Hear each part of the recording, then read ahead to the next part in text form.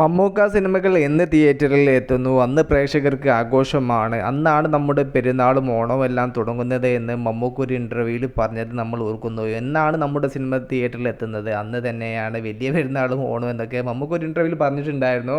കാരണം ഇതാണ്, കണ്ണൂർ സ്ക്വാഡ് എന്ന് പറയുന്ന മമ്മൂക്ക ചിത്രം ഒരു ഫെസ്റ്റിവൽ സമയത്തല്ല തിയേറ്ററിൽ എത്തിയത്. എന്നിട്ടും വലിയ വിജയമാവാൻ ആ ഒരു ചിത്രത്തിന് സാധിച്ചു. ഇപ്പോൾ ഇത് കാതൽ ദിക്കോർ എന്ന് പറയുന്ന മമ്മൂക്ക ചിത്രവും ഒരു ഫെസ്റ്റിവൽ ടൈമിലല്ല റിലീസായത്. അതും വലിയ വിജയം കൈവരിച്ച് മുന്നേറുന്നു.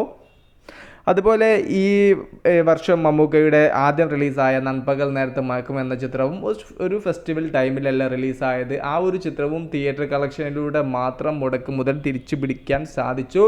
ഇന്ന് കാതൽ ദിഗോർ എന്ന് പറയുന്ന മമ്മൂക്ക ചിത്രം 25ാമത്തെ ദിവസത്തിലൂടെയാണ് കടന്നു പോകുന്നത്. 25ാമത്തെ ദിവസം കേരള ബോക്സ് ഓഫീസിൽ ഈ ഒരു ചിത്രത്തിന് എന്ത് സംഭവിക്കുന്നു എന്ന് നിങ്ങൾക്ക് കാണട്ടെ. ഇതാ കണ്ടോളൂ. കൊച്ചിയിലെ 7:10 ഷോയുടെ ബുക്കിങ്ങിൻ്റെ സ്ക്രീൻഷോട്ടാണ് നിങ്ങളിപ്പോൾ കണ്ടുകൊണ്ടിരിക്കുന്നത്. 25ാമത്തെ ദിവസവും ബോക്സ് ഓഫീസ് ഭരിക്കുന്നത് മമ്മൂക്ക ചിത്രമായ കാതൽ ദിക്കോർ തന്നെ എന്ന് വേണം പറയാൻ. കുടുംബ പ്രേക്ഷകരുടെ അന്യായ തിരക്ക് തന്നെയാണ് ഈ ഒരു ചിത്രത്തിന് 25ാമത്തെ ദിവസവും കാണുന്നത്.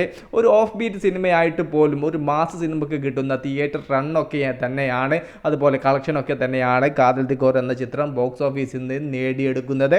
വലിയ വിജയങ്ങൾ കൈവരിക്കാൻ ചെറിയ സിനിമകളെ കൊണ്ടും ഓഫ് ബീറ്റ് സിനിമകളെ കൊണ്ടും സാധിക്കുമെന്ന് മെഗാസ്റ്റാർ മമ്മൂക്ക ഒരിക്കൽ കൂടെ നമുക്ക് കാണിച്ചു തരുന്നു. വിഷയത്തിൽ നിങ്ങളുടെ അഭിപ്രായം ജസ്റ്റ് ഒന്ന് കമൻ്റ് ആയിട്ട് രേഖപ്പെടുത്തുക. മൂവി പ്ലസ് മീഡിയ, ഞാൻ ജിനോജന.